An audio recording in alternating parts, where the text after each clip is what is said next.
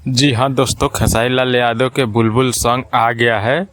ये बुलबुल तो का चुलबुल। तो आप लोग जाइए उस गाने को सुनिए यार। कहाँ आप लोग अभी तक सोए हुए हैं? 7 बजे का गाना आया हुआ है, 8:30 हो गया।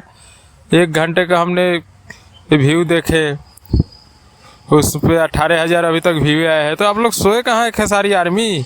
आप लोग जाइए जल्दी गाने को उसको शेयर करिए और सुनिए उस गाने को पूरा। बहुत बवाल का वीडियो है।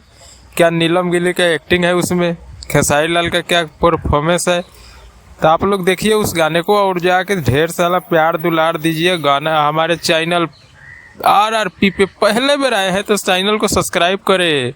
खेसारी फैन जल्दी जल्दी इस चैनल को सब्सक्राइब करें। आपका कोई सुझाव है तो कमेंट में दे। आपका चैनल को प्रचार कराना है, हमारे माध्यम से प्रमोशन कराना है, तो उसको लिंक आप लोग को हम कहते हैं हर वीडियो में कि डाल दीजिए कमेंट में, हम ज़रूर करेंगे।